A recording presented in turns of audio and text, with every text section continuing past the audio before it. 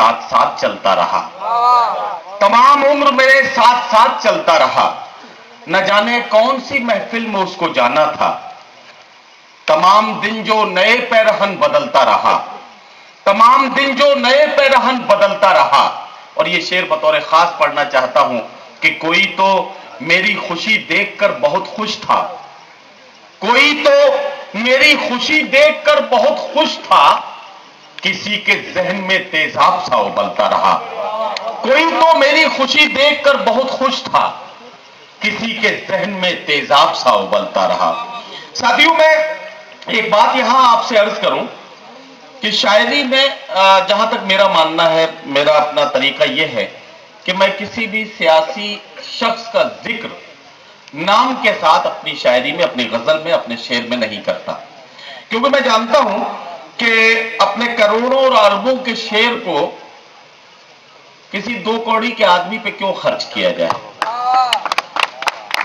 मैं किसी का नाम नहीं लेता, बात कहता हूं।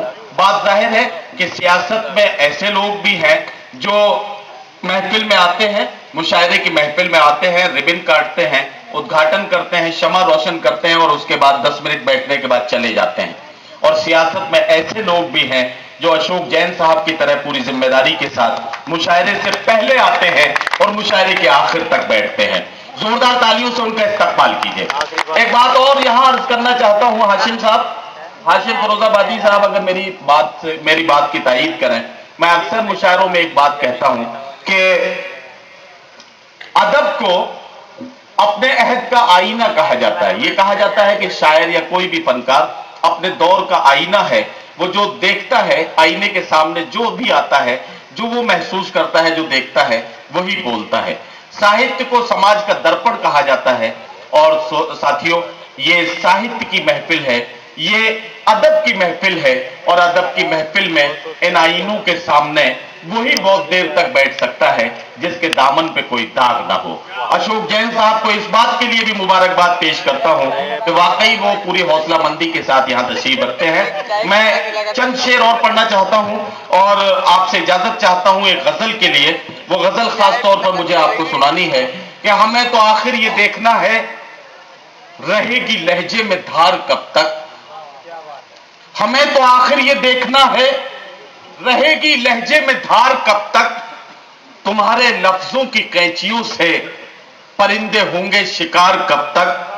तुम्हारे लफ्जों की कैंचियों से परिंदे होंगे शिकार कब तक। ये वक्त दुनिया में जिंदगी भर किसी का होकर नहीं रहा है। ये वक्त दुनिया में जिंदगी भर किसी का होकर नहीं रहा है। रहेंगे हम बेवकूफ कब तक, बनोगे तुम होशियार कब तक। रहेंगे हम बेवकूफ कब तक, बनोगे तुम होशियार कब तक। चलो उठो इन पढ़े लिखों से इन्हीं की भाषा में बात कर लें। चलो उठो इन पढ़े लिखों से इन्हीं की भाषा में बात कर लें। सहोगे तुम इनके तंज कब तक, बने रहोगे गंवार कब तक। सहोगे तुम इनके तंज कब तक, बने रहोगे गंवार कब तक। हमें तो आखिर ये देखना है, रहेगी लहजे में धार कब तक। तुम्हारे लफ्जों की कैंचियों से परिंदे होंगे शिकार कब